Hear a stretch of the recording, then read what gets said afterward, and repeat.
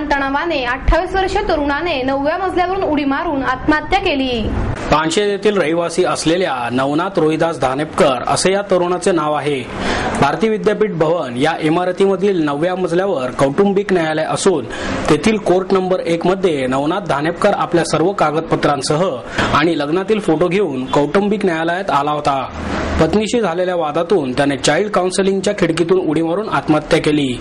नवनाथ हा पाटबंधारे विभागात दप्तर कारकून म्हणून काम करत होता।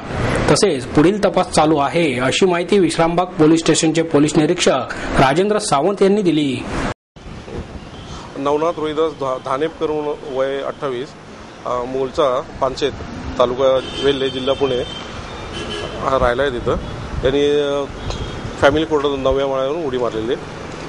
आणखी उडी मारायचं कारण किंवा काय अद्याप काय पोलिसांना कळालं नाही। अधिक तपास करत आहोत। आता इथं हॉस्पिटलमध्ये आणेपर्यंत तो मयत झालेला आहे। आता इथून त्याची पुढची पोस्टमॉर्टम वगैरे करता ससून हॉस्पिटल आम्ही पाठवतो। त्या ठिकाणी कसं ते फॅमिली कोर्टात काहीतरी त्याचा केस चालू होती, त्या संदर्भाची माहिती मी घेतो आणि आपल्याला कळवतो। अद्याप माहिती नाही कारण आत्ताच आणलेलं आहे त्याला, ती माहिती घेऊन कळवतो। काय डिवोर्स पिटिशन काही नाही, काहीच माहिती नाही, काहीच नाही। जसं माहिती होईल तसं तुम्हाला कळवतो।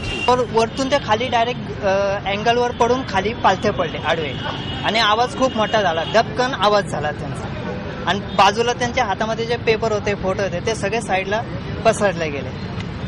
असं तेवढं मी पाहिलं, पण आवाज झाल्याच्या नंतर समजले की ते खाली पालथे पडले म्हणून। टाइम तसा नक्की सांगता यायचं नाही, पण 11:30च्या सुमारास झालेलं आहे। बरोबर मी रस्त्याने गाडी पार्किंग करून चाललो होतो, तर त्यावेळेस एक जण खाली पडल्याचा धपकडनं आवाज आला। आवाज आल्यानंतर मी पाहिलं तर लोक जमा झाले। लोकांनी नंतर पोलिसांना फोन केला, नंतर पोलीस येऊन त्याला घेऊन गेले। साधारण एक 32च्या दरम्यान वय असणार। साधारण अंदाजे 9व्या मजल्यावरून